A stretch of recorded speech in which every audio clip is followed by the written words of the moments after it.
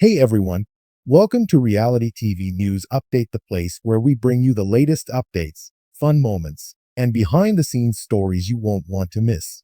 For Big Brother executive producers Alison Grodner and Rich Meehan, it only made sense to move one of the franchise's most dramatic twists from the Christmas-themed spin-off series Big Brother Reindeer Games to the flagship show. They also discussed the possibility of including the twist in subsequent seasons. Instead of staging a standard elimination competition involving a hamster wheel maze, Reindeer Games introduced a diabolical twist. The first player taking it on would be eliminated if they could not finish it in under 5 minutes and 30 seconds.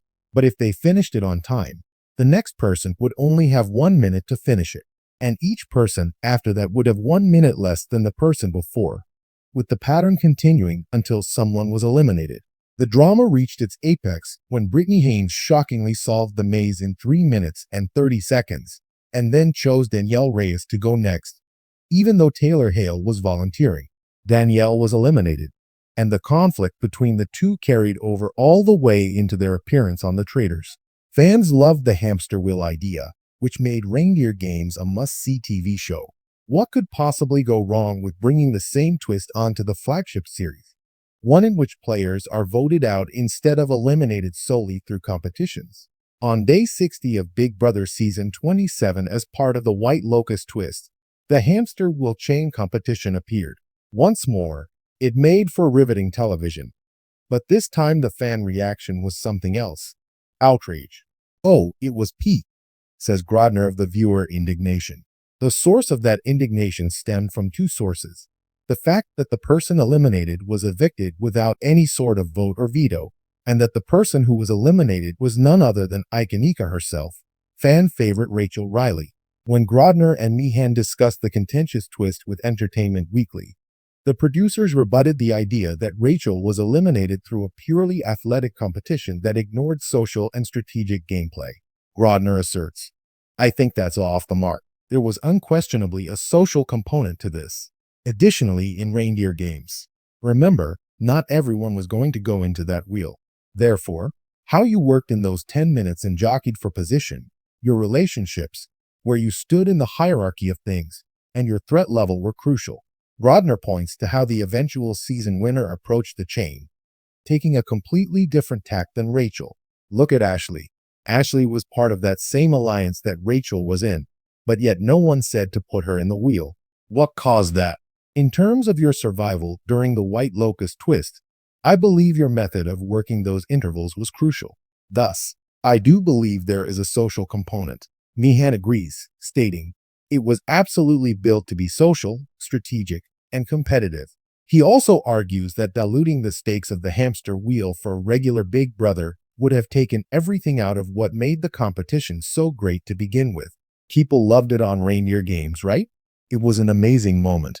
And the reason why we were like, well, it can never really live in Big Brother, is because what made it so great was the stakes. It would be nothing more than another Big Brother spinoff if it were just the nominees on the hamster wheel. And I know people were clamoring for those higher stakes, and a lot of people really did enjoy it.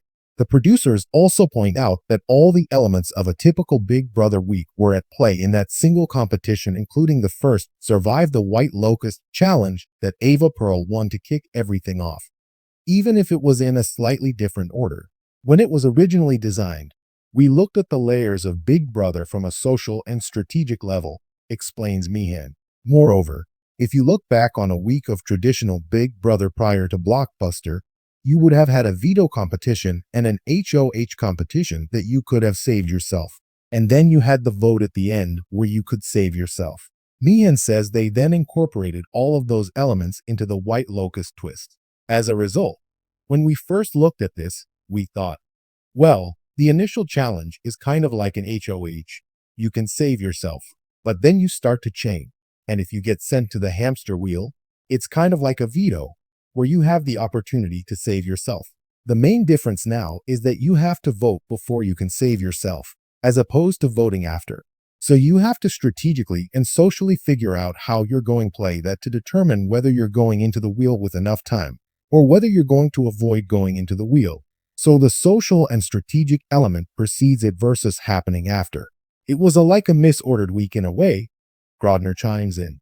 You still had two chances to save yourself, Meehan notes. And you still had a social, strategic component. It just was in a different order.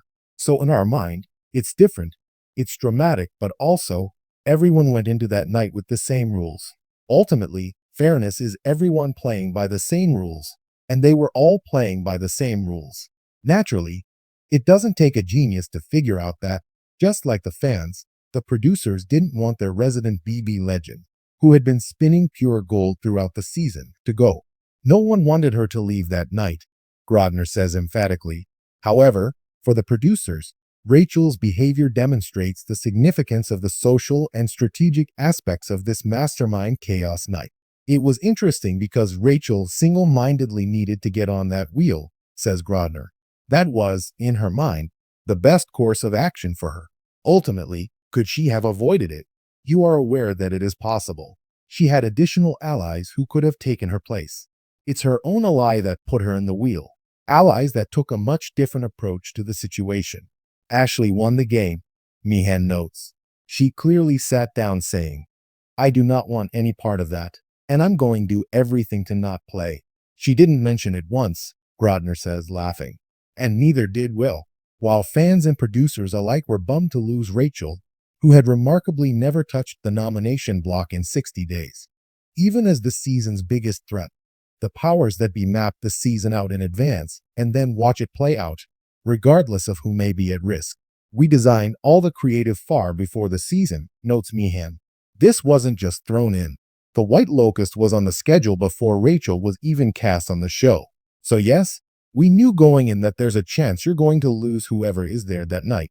But we set the game up, and then you let them play it. We're not going to suddenly go, well, this could happen, so let's not do that. And even with the angry fan reaction, Grodner says she received death threats over the twist. The fact that the fan base is still that invested in the outcome ultimately bodes well for the franchise. Meehan says, letting the thought drift. If you can generate that much conversation and that much buzz in season 27 of a show. While Rachel going home was a worst-case scenario for both the people who make and watch Big Brother, Grodner notes that the stakes are what make the show. We always say you can't produce from a place of fear. The idea that we might lose a big player, it's part of this game. It's the fun of this game and the ups and downs and the roller coaster to ride. I mean, look at our finale. That was crazy. You also had no idea who would prevail in the end. The outcome was completely unexpected, and that unpredictability, to me, is success. But the real $750,000 question is, after watching it play out on Big Brother proper, and seeing the ahem-spirited fan reaction, will the producers trot out another hamster wheel-type chain competition in the future? I mean, it certainly was a great hour of TV, Grodner says, pondering the question before letting out a chuckle. Maybe we'll submit it for the Emmy. It's definitely something we'll look at, Meehan weighs in. Is it something that could come back? It could possibly return. Will it definitely come back every season? I don't know about that. Grodner then issues the final warning stating, future house guests should be ready. Do you want to be informed about everything Survivor? Subscribe to Entertainment Weekly's free Survivor weekly newsletter to receive all the most recent news, interviews, and commentary.